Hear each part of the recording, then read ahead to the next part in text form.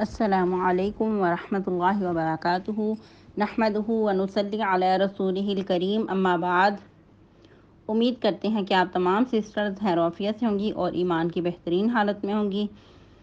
تو پیاری سسٹر، ہم لوگ سورۃ البقرہ کی آیہ مبارکہ 58 تک ترجمہ و تفسیر پڑھ چکے تھے۔ آج کا سبق ہمارا سورۃ البقرہ کی آیہ مبارکہ 59 ہے۔ تو آئیے لیسن سٹارٹ کرتے ہیں۔ تو آج کا لیسن ہمارا اگرچہ بہت مختصر ہے، چھوٹی سی آیہ مبارکہ ہے اور اس کی تفسیر بھی مختصر ہے، لیکن ہم اس میں کچھ ایمان افروز واقعات پڑھیں گے اور مزید اپنے ایمان کو جلا بخشیں گے۔ تو آئیے لیسن سٹارٹ کرتے ہیں۔ ربی اشرح لی صدری ویسر لی امری واحلل عقدۃ من لسانی یفقہوا قولی اللہم بارک لنا فی اوقاتنا اللہم فقہنا فی الدین اللہم انی اسألک الہدی والتقی والعفاف والغنی اللہم الہمنی رشدی واعذنی من شر نفسی۔ اعوذ باللہ من الشیطان الرجیم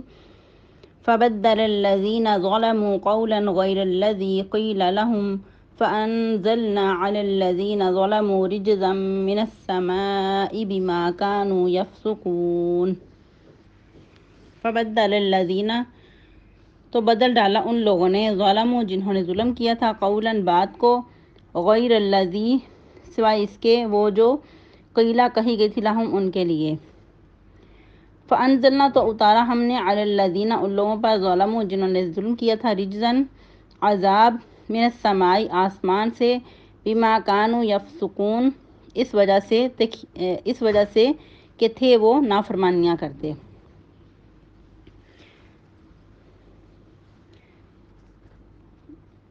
تفسیر آیہ مبارکہ 58 سے دیکھ لیتے ہیں، ادھر سے ہی کنٹینیو کرتے ہیں جو ہمارا کل کا لیسن تھا۔ جیسا کہ ہم نے پڑھا کہ موسیٰ علیہ السلام نے کیا فرمایا، بلکہ یہاں بات اللہ رب العزت ہی کر رہے ہیں کہ جب کہا ہم نے داخل ہو جاؤ اس بستی میں اور کھاؤ اس میں سے جہاں سے تم چاہو، بافراغت یا جی بھر کر، اور داخل ہونا دروازوں میں سجدہ کرتے ہوئے، اور خطۃ، کہنا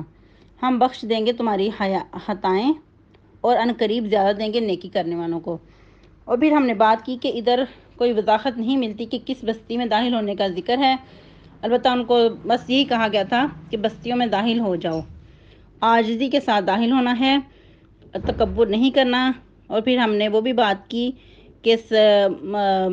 نبی رحمت صلی اللہ علیہ وسلم جب مکہ میں داخل ہوئے فاتحانہ انداز سے، لیکن عاجزی کا کیا کمال کہ بہت ہی جھکاؤ کے ساتھ داخل ہوئے۔ اور پھر اس میں ہم نے بات کی کہ وہ بستی بیت المقدس کی طرف جانے کا جو حکم دیا گیا تھا وہ بھی ہو سکتی ہے۔ تو خیر یہ کوئی بھی ہو سکتا ہے، کیونکہ میں نے کل بھی بتایا تھا کہ جو بہت ساری یعنی کہ واقعات ملتے ہیں موسیٰ علیہ السلام کے بارے میں، لیکن شارٹ کر کے۔ قرآن کا ویسے بھی اسلوب ہے کہ لمبے چوڑے واقعات نہیں بیان کرتا، مختصر بات کرتا ہے جو کہ ہمارے عمل سے ریلیٹ ہوتی ہے۔ تو ان کو کہا گیا تھا کہ بیت المقدس جو ان کا یہ کہ اپنا وطن تھا، فلسطین کی سرزمین، وہ بہت ہی مبارک سرزمین ہے، کیونکہ ادھر بہت سارے انبیاء کا مسکن بھی ہے اور مدفن بھی ہے۔ اس زمین کو اللہ رب العزت نے بہت ہی زیادہ نوازا ہے، بہت ہی زیادہ وہ بابرکت زمین ہے۔ اور ان لوگوں کو یہ بھی حکم دیا گیا تھا کہ وہاں جاؤ اور وہاں کے جو لوگ ہیں ان کے ساتھ جہاد کرو اور تمہیں پھر فتح حاصل ہو جائے گی۔ لیکن ان لوگوں نے بہت ہی زیادہ، ان کی بدقسمتی کہ آگے سے انہوں نے بہت عجیب سا جواب دیا۔ اس کا ذکر آگے سورہ مائدہ آیت نمبر 21 میں بھی آتا ہے، جیسا کہ اللہ رب العزت یوں ان کا نقشہ کھینچتے ہیں، یا قوم ادخلوا الارض المقدسۃ التي كتب اللہ لكم ولا ترتدوا على ادباركم فتنقلبوا خاسرین، کہ اس وقت سیدنا موسیٰ علیہ السلام نے کیا کہا، اے قوم میری داخل ہو جاؤ اس مقدس زمین میں وہ جو اللہ نے تمہارے لیے لکھ دی، اور الٹے پاؤں نہ پھرنا ورنہ تم نقصان اٹھاؤ گے، یعنی کہ نقصان اٹھاتے ہوئے پھرو گے۔ لیکن انہوں نے آگے سے بہت ہی بدتمیزی والا انداز تھا ان کا۔ انہوں نے کہا کہ یا موسیٰ انا فیہا قوما جبارین، اس میں بہت زبردست جنگجو قسم کے لوگ ہیں، وَإِنَّا لَن نَدْخُلَهَا حَتَّى يَخْرُجُوا مِنْهَا، ہم اس میں کبھی بھی داخل نہیں ہوں گے یہاں تک کہ وہ اس میں سے نکل جائیں، بس اگر وہ اس میں سے نکل جائیں تو اس میں ہم داخل ہو جائیں گے۔ پھر انہوں نے یہ بھی کہا کہ اے موسیٰ ہم اس میں کبھی بھی داخل نہیں ہوں گے، تم اور تمہارا رب جا کر لڑو، ہم تو ادھر ہی بیٹھے ہیں۔ فَاذْهَبْ أَنْتَ وَرَبُّكَ فَقَاتِلَا إِنَّا هَاهُنَا قَاعِدُونَ۔ تو یہ ان کی بدقسمتی کا حال تھا، یہ ان کے اندر بدتمیزی تھی کہ اتنے بڑے الفاظ کہہ دینا کہ تم اور تمہارا رب جا کر لڑو، ہم تو ادھر بیٹھے ہیں۔ تو یہ جو واقعہ تھا اس میں موسیٰ علیہ السلام، جیسا کہ پہلے بھی بات ہم نے کل کی کہ سیدنا یوشع بن نون ان کو لے کر ساتھ گئے تھے، یعنی کہ یوشع بن نون جو ہیں یہ بہت، یعنی کہ ان کے بارے میں بہت ہی زیادہ یہ ان کا واقعہ آتا ہے، یعنی کہ موسیٰ علیہ السلام کے ساتھ ساتھ ان کا بھی کافی جگہ پہ ذکر آتا ہے، جس طرح کہ سورہ کہف میں بھی ان کا ذکر آتا ہے کہ یہ موسیٰ علیہ السلام کے ساتھ گئے تھے، ان کے شاگرد تھے، اس وقت ان کو نبوت نہیں ملی تھی، اور یہ بھی کہا جاتا ہے کہ یہ سیدنا یوسف علیہ السلام کے پڑپوتے تھے۔ اور ادھر ایک اور علمی بات آپ کو بتا دوں کہ ہمارے معاشرے میں ایک نام چلتا ہے فراہیم یا پھر افراہیم، تو کچھ لوگ اس کو فضول سا نام سمجھتے ہیں، لیکن یہ ان کے ان کے دادا کا نام تھا، جیسا کہ ابھی ہم نے بات کی کہ یہ سیدنا یوسف علیہ السلام کے پڑپوتے تھے، اور جو سیدنا یوسف علیہ السلام کے بیٹے تھے ان کا نام افراہیم تھا، تو اس لیے یہ نام بھی رکھا جا سکتا ہے، اس میں کوئی حرج نہیں ہے۔ اور جیسا کہ ہم نے پہلے بھی بات کی کہ سیدنا یوشع بن نون نے بھی ان پہ حکومت کی، اور یہ بھی آتا ہے کہ ان کی عمر، سیدنا یوشع بن نون کی عمر 127 سال تھی، یعنی کہ یوں کہہ لیں کہ سیدنا موسیٰ علیہ السلام کے بعد یہ 27 سال مزید زندہ رہے، اور انہوں نے بھی بہت سارے کام کیے۔ اور تھوڑی سی اور وضاحت کر دوں کہ جیسا کہ کل کے لیسن میں ہم نے بات کی کہ سیدنا موسیٰ علیہ السلام سیدنا ہارون علیہ السلام کے 1 سال بعد وفات ہوئی ان کی۔ ایک اور روایت سے پتہ چلتا ہے کہ ان کی وفات سیدنا ہارون علیہ السلام کے 2 سال بعد ہوئی۔ خیر یہ ہمارے ایمان اور عمل سے کوئی ہاتھ سے اس کا لنک نہیں، یہ علمی باتیں ہوا کرتی ہیں، اور ویسے بھی تاریخی باتیں یا پھر اسرائیلی روایات ہوتی ہیں، یا پھر مفسرین کو جہاں سے علم حاصل ہوا اور جو انہوں نے پڑھا، جو پرکھا، جو ان کو ملا وہ انہوں نے بیان کر دیا۔ تو خیر آگے چلتے ہیں۔ ایک اور بات کی ادھر وضاحت کر دوں کہ بعض اوقات کچھ مسائل، جیسا کہ ابھی ہم نے بات کی کہ کل ہم نے لیسن میں بات کی تھی کہ موسیٰ علیہ السلام 1 سال بعد وفات پائی انہوں نے، اور آج جو میں نے بتایا کہ 2 سال کا بھی ذکر آتا ہے، تو اس طرح اگر کچھ فرق آ جائے یا کچھ چینجنگ آپ کو فیل ہو تو آپ یہ نہ سمجھیے کہ غلط ہے، کیونکہ یہ جو روایات ہوتی ہیں مختلف بھی بعض اوقات ہوتی ہیں، جو تاریخی باتیں ہوتی ہیں اس میں فرق آ سکتا ہے، تو جہاں جس کو جو سمجھ آئی اس نے بیان کر دیا، لیکن جو احادیث ہوا کرتی ہیں ان کے اندر تبدیلی نہیں، ادھر بھی بعض اوقات راویوں کے الفاظ کی کچھ چینجنگ ہوتی ہے، جس طرح جس کو یاد رہا اس طرح انہوں نے بیان کر دیا، تو اس میں انشاءاللہ کوئی حرج نہیں ہے۔ اس کے بعد پھر جب ان کو کہا گیا کہ آپ لوگ دروازوں میں داخل ہونا بہت عاجزی کے ساتھ، لیکن انہوں نے کیا کیا کہ الفاظ میں بھی تبدیلی کی، اور جو ان کو کہا گیا تھا کہ عاجزی کے ساتھ جانا ہے، وہ چاہے رکوع کی حالت میں ہو یا پھر ویسے جھکاؤ کے انداز میں، لیکن ان لوگوں نے ایک عجیب انداز ہی اپنایا۔ تو پھر اللہ تعالیٰ آگے کیا فرماتے ہیں، فَبَدَّلَ الَّذِينَ ظَلَمُوا قَوْلًا غَيْرَ الَّذِي قِيلَ لَهُمْ، تو بدل ڈالا ان لوگوں نے جو ظالم تھے بات کو علاوہ اس کے جو ان کو کہی گئی تھی، تو پھر ہم نے ان پر عذاب نازل کیا آسمان سے، اس وجہ سے کہ وہ نافرمانیاں کرتے تھے۔ اب جو عذاب تھا اس کے بارے میں کوئی خاص وضاحت نہیں ہے کہ وہ عذاب کس قسم کا تھا۔ وہ پتھروں کا بھی ہو سکتا ہے، یا کوئی آسمانی بجلی بھی ہو سکتی ہے، یا پھر طاعون کا عذاب بھی ہو سکتا ہے۔ اور زیادہ جو روایات ہیں وہ طاعون کے بارے میں ہی آتا ہے کہ طاعون کا وہ ان پہ عذاب بھیجا گیا تھا۔ اور بھی مختلف قرآن کے مقامات سے پتہ چلتا ہے کہ ان پہ طاعون کا بھی عذاب بھیجا گیا تھا۔ ہو سکتا ہے اسی مقام پہ ان کو طاعون کا عذاب دیا گیا ہو، یا پھر کسی اور مقام پہ دیا گیا ہو۔ خیر جو جیسے بھی ہو، البتہ ان پہ عذاب نازل کیا گیا آسمان سے اس وجہ سے کہ وہ نافرمانیاں کرتے تھے۔ اور طاعون کے بارے میں آتا ہے کہ اگر کسی جگہ پہ اللہ رب العزت کی طرف سے یہ عذاب آ جائے تو جو وہاں کے مقیم ہیں یہ دوسرے علاقے میں نہ جائیں، اور اگر کسی بستی میں آپ کو پتہ ہے کہ طاعون پھیلا ہوا ہے تو آپ لوگ اس بستی میں نہ جائیں، یعنی کہ طاعون زیادہ جو بستی ہے اس بستی میں نہ جایا جائے، نہ وہاں کے لوگ باہر جائیں اور نہ کہیں اور کے وہاں جائیں۔ یہ اللہ کی طرف سے حکم ہے۔ اور ایک اور بات کہ جو طاعون کی بیماری سے فوت ہو جاتا ہے اس کو شہید کہا گیا۔ اللہ اکبر کبیرہ۔ انہی شہداء میں سے ہمارے بہت ہی پیارے،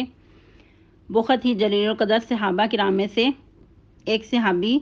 سیدنا عبیدہ بن جراح بھی ہیں۔ وہ 10 مبشرہ میں سے تھے اور بہت ہی زیادہ جلیل القدر صحابہ میں ان کا شمار تھا، اور اللہ رب العزت کی طرف سے بطور انعام نبی رحمت صلی اللہ علیہ وسلم نے ان کو امین الامہ کا بھی لقب دیا۔ ان لوگوں کے کیا کہنے کہ جو اپنی صفات کی وجہ سے، اپنی خاص عادات کی وجہ سے ان کو لقب حاصل ہوئے، ہم تو ان کے پاؤں کے ہاتھ کے برابر بھی نہیں ہیں۔ کہ سبحان اللہ کیا کمال تھا کہ ان کو امین الامہ کہا گیا، کہ یہ میری امت کا امین ہے۔ کہیں کسی کو حبر الامہ کہا گیا۔ تو یہ ان کے بارے میں کافی لمبا چوڑا واقعہ ہے سیدنا عبیدہ بن جراح کے بارے میں، کہ یہ شام کی طرف گئے تھے۔ سیدنا عمر فاروق رضی اللہ تعالیٰ عنہ کے دور خلافت کا واقعہ ہے۔ یہ شام کی طرف گئے تھے کسی کام کے سلسلے میں، تو جب وہاں پہنچے تو طاعون پھیل چکا تھا، بہت ہی سخت قسم کا ادھر عذاب، یعنی کہ یہ وبا پھیلی تھی، اور اتنی تیزی سے پھیل رہا تھا کہ بہت سارے لوگوں کو اس نے اپنی لپیٹ میں لے لیا اور موت کے منہ میں چلے گئے۔ اور ویسے بھی یہ ایسی بیماری ہے کہ جس کو لگ جائے اور اس کے بچنے کے کم ہی چانس ہوتے ہیں۔ تو بہت سارے لوگ اس وبا میں مبتلا ہو چکے تھے، اور سیدنا عمر فاروق کو جب پتہ چلا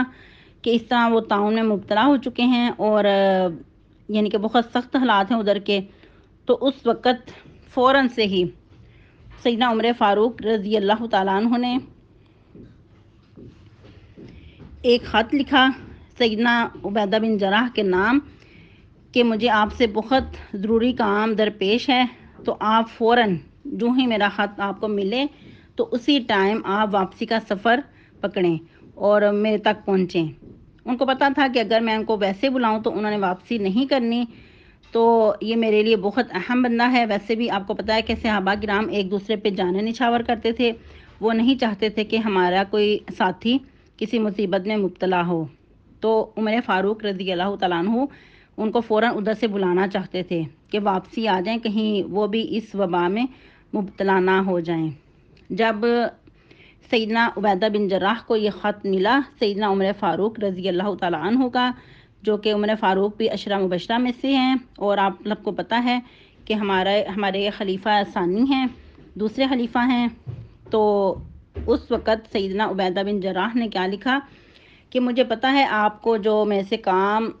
درپیش ہے، تو میں اب یہاں سے واپس نہیں آ سکتا کیونکہ بہت ضروری کام ہے، وہ مجھے نپٹانا ہے۔ تو عمر فاروق بہت پریشان ہوئے، بلکہ عمر فاروق نے بھی فوراً سے سفر شروع کیا اور بہت سارے صحابہ کرام کو ساتھ لیا اور وہاں پہنچے۔ ابھی جب رستے میں ہی تھے تو جب پتہ چلا کہ بہت وبا مزید پھیلتی جا رہی ہے، تو اس وقت پھر یہ ان کے بیٹے ہی بتاتے ہیں عبداللہ بن عمر رضی اللہ تعالیٰ عنہما کہ والد صاحب نے مختلف لوگوں سے پھر مشورہ لیا کہ ہمیں کیا کرنا چاہیے، یعنی کہ مختلف لوگوں کو بلایا، ان سے مشورہ لیا کہ کیا کرنا چاہیے۔ کچھ لوگوں نے کہا کہ آپ واپسی چلے جائیں، اور کچھ نے کہا کہ آپ کو شام جانا چاہیے، یعنی کہ جہاں عبیدہ بن جراح ہے وہاں جانا چاہیے۔ خیر مزید لوگوں سے مشورہ لیتے رہے، اور پھر یہی سیدنا معاذ بن جبل رضی اللہ تعالیٰ عنہ کسی کام سے گئے ہوئے تھے۔ جب وہ واپس آئے اور جن کے عمر فاروق سے ان کی ملاقات ہوئی، تو انہوں نے پھر یہی مشورہ دیا کہ مشورہ کیا بلکہ انہوں نے کہا کہ مجھے ایک حدیث معلوم ہے، نبی رحمت صلی اللہ علیہ وسلم نے فرمایا کہ جو طاعون زدہ علاقے میں رہتا ہے وہ باہر نہ جائے، اور جو باہر ہے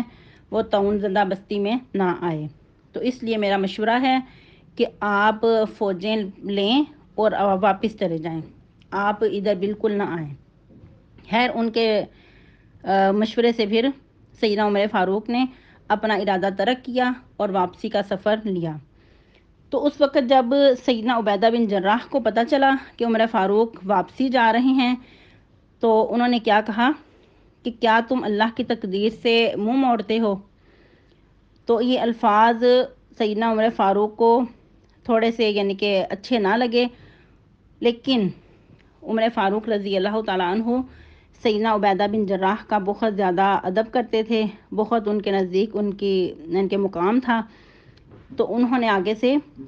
بہت ہی خوبصورت انداز میں جواب دیا کہ بالکل اللہ کی تقدیر سے، اللہ کی تقدیر کی طرف جا رہا ہوں۔ اور پھر یہ بھی کہا کہ اگر یہ الفاظ کسی اور نے کہے ہوتے تو میں اس کو سزا دیتا۔ جیسا کہ آپ کو پتہ ہے کہ سیدنا عمر فاروق کا جو جلالت اور جو ان کی شخصیت تھی بہت پرفیکٹ تھی، بہت مضبوط شخصیت کے مالک تھے۔ جب غصے میں آتے تو کسی کو سامنے والے کو سزا دیتے، جیسا کہ آتا ہے کہ اگر وہ مارتے تو بہت زور سے مارتے، لیکن انہوں نے لحاظ کیا تو یہ البتہ کہہ دیا کہ اگر آپ کی جگہ کوئی اور ہوتا تو میں اس کو اس بات کی سزا دیتا۔ آج ہم اپنے حالات دیکھیں کہ ہم اپنے ساتھیوں کے لیے کیسے ہیں، چھوٹی سی بات برداشت نہیں کرتے اور کہنے کے اینٹ کا جواب پتھر سے دیتے ہیں۔ تو ہم سب کے دلوں میں بھی جگہ ہونی چاہیے ایک دوسرے کے لیے، اور اسپیشلی جو دین کے داعی ہیں ان کے لیے اپنے دلوں میں جگہ رکھیں، اور اگر کوئی بات ایسی کہہ بھی دے جو کہ آپ کو اچھی نہ لگے تو اس کے بدلے میں اچھے الفاظ کا چناؤ کریں۔ اس طرح پھر انسان بہت سارے مسائل سے بچ جاتا ہے۔ خیر آگے چلتے ہیں۔ تو اس کے بعد پھر کیا ہوا کہ سیدنا ابو عبیدہ بن جراح رضی اللہ تعالیٰ عنہ کچھ عرصے بعد ہی اس وبا میں مبتلا ہو گئے، طاعون کی بیماری میں مبتلا ہو گئے، اور جلد ہی ان کی وفات ہو گئی رضی اللہ تعالیٰ عنہ و رضوا عنہ۔ لیکن جب انہوں نے دیکھا کہ اب میرا جو معاملہ ہے وہ مزید بگڑتا جا رہا ہے، انہوں نے پھر اپنے قائم مقام مقرر کیا، اور بہت مفصل واعظ و نصیحت بھی کی، اور ان لوگوں کو کہا کہ تم لوگ نماز ادا کرنا، زکوٰۃ ادا کرنا، حج عمرہ کرنا، یعنی کہ دینی باتیں ان کو بہت زیادہ بتائیں، بہت مفصل اور بہت خوبصورت انداز میں ان کو واعظ و نصیحت کی، اور کہا کہ جتنا بھی انسان جی لے آخر کار اس فانی دنیا سے رخصت ہونا ہے، تو جو تمہارا زندگی کا مقصد ہے اس کو سامنے رکھنا اور اپنے جو کرنے کے کام ہے وہ کرنا۔ اس طرح کہ انہوں نے بہت ہی مفصل ان کو خطبہ ارشاد فرمایا۔ سیدنا معاذ بن جبل رضی اللہ تعالیٰ عنہ کو اپنا قائم مقام مقرر کیا، اور ان کو بھی کہا کہ لوگوں کا خیال رکھنا اور ان کی امامت کروانا۔ جب بہت زیادہ عرصہ نہیں گزرا تھا کہ سیدنا عبیدہ بن جراح کی وفات ہو گئی، تو سیدنا معاذ بن جبل رضی اللہ تعالیٰ عنہ کھڑے ہوئے اور لوگوں کو مخاطب ہو کر کہنے لگے کہ اے لوگوں، تم ایسے شخص کی وفات سے کے صدمے سے دو چار ہو کہ جس سے بڑھ کر کوئی نیک دل، بہت اچھے اخلاق کا مالک نہیں، اور آخرت کی محبت میں بہت زیادہ یہ یعنی کہ پیش تھے، اور بہت زیادہ مسلمانوں کے خیرخواہ تھے، اور کہنے لگے اللہ کی قسم ان سے بڑھ کر میں نے کوئی شخص نہیں دیکھا، تو ان کے لیے دعائے بخشش کرو، دعائے مغفرت کرو، اور جب سیدنا عمر فاروق کو ان کی وفات کا پتہ چلا تو بہت غمزدہ ہوئے، اور کہا جاتا ہے کہ پھر سیدنا عمر فاروق کو جب کہا گیا کہ آپ کوئی ایسی خواہش کرتے ہیں تو انہوں نے یہی کہا کہ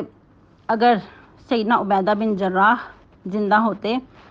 تو میں ان کو اپنے بعد خلیفہ مقرر کرتا، اور میں اللہ کو کہتا کہ اللہ میں تیرے نبی کا اس شخص کو خلیفہ مقرر کر کے آیا ہوں کہ جو امیر الامہ کا لقب دیا گیا تھا۔ سبحان اللہ۔ اور بہت سارے بے شمار واقعات ملتے ہیں کہ جو سیدنا عمر فاروق رضی اللہ تعالیٰ عنہ کو ان کے ساتھ بہت شدید محبت تھی، اور بہت بڑے بڑے انہوں نے کام کیے اور بہت بڑا مقام حاصل کیا، اور یہی خوش قسمت ہیں کہ جنہوں نے یعنی کہ اپنی ایمانی غیرت میں آ کر اپنے باپ جو کہ مشرک تھا اس کو اپنے ہاتھوں سے قتل کیا، اور بھی ان کے بہت سارے واقعات ملتے ہیں جو کہ ایمان افروز ہیں۔ ادھر مزید کا ٹائم کی قلت کی وجہ سے آج ہم یہاں ہی اپنا سبق وائنڈ اپ کرتے ہیں، اور ان کی جو زندگی کا بتانے کا مقصد یہ تھا کہ جو طاعون کی بیماری ہے وہ اللہ کی طرف سے اگرچہ سزا بھی ہے، لیکن مومنین کے لیے اللہ رب العزت اس کو ایک نعمت بنا دیتے ہیں۔ اللہ تعالیٰ مومنین کے لیے اس کو شہادت کا درجہ عطا کر دیتے ہیں جو اس وبا میں مبتلا ہوتا ہے،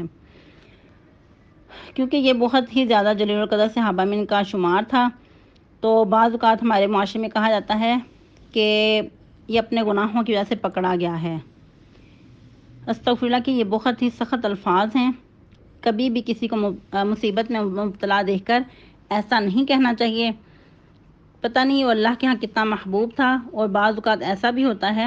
کہ اللہ رب العزت کسی بندے کو بہت بڑا مقام دینا چاہتے ہیں تو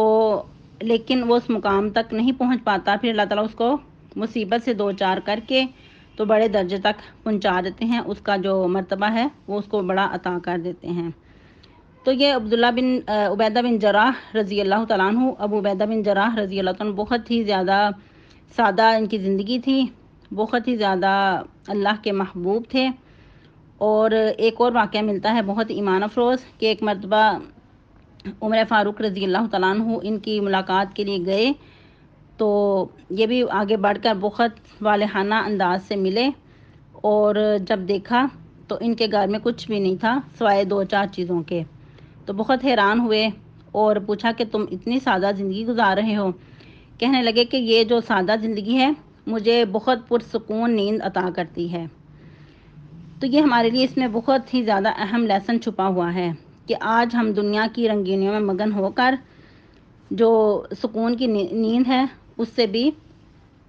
محروم ہو چکے ہیں۔ تو البزازۃ من الایمان، جو سادگی ہے وہ ایمان کا حصہ ہے۔ تو آگے چلتے ہیں۔ اللہ رب العزت نے کیا فرمایا کہ ہم نے ان پر آسمان سے عذاب نازل کیا اس وجہ سے کہ وہ نافرمانیاں کرتے تھے، کہ اللہ رب العزت کسی پہ ظلم نہیں کرتے، بلکہ جب انسان ہی ایک لمٹ کراس کر لیتے ہیں، نافرمانیوں پہ اتر آتے ہیں، ہٹ درمیوں پہ اتر آتے ہیں، پھر اللہ رب العزت کی طرف سے عذاب نازل ہوتا ہے۔ ایک روایت یہ بھی ملتی ہے کہ اس عذاب میں مبتلا ہو کر 70,000 لوگ یہ مر گئے۔ اور طاعون کی دلیل میں یعنی کہ ان لوگوں پہ طاعون کا عذاب آیا تھا جب انہوں نے نافرمانی کی، اس میں بھی ایک حدیث ملتی ہے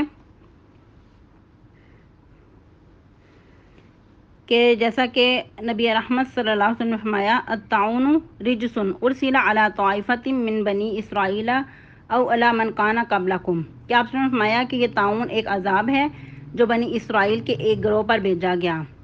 یا کہا کہ ان لوگوں پر بھیجا گیا جو تم سے پہلے تھے۔ تو ادھر مسلم کی روایتیں ہیں کہ رجسن کی جگہ رجزن کہا گیا۔ خیر، جو بھی عذاب تھا ہمارے سیکھنے کا جو کام ہے وہ یہ ہے کہ اللہ کی نافرمانی کرنے کی وجہ سے اللہ کی طرف سے آفات نازل ہوتی ہیں، تو اس میں ہمارے کرنے کا کام ہے کہ توبہ استغفار کرنی چاہیے، اپنے گناہوں سے باز آنا چاہیے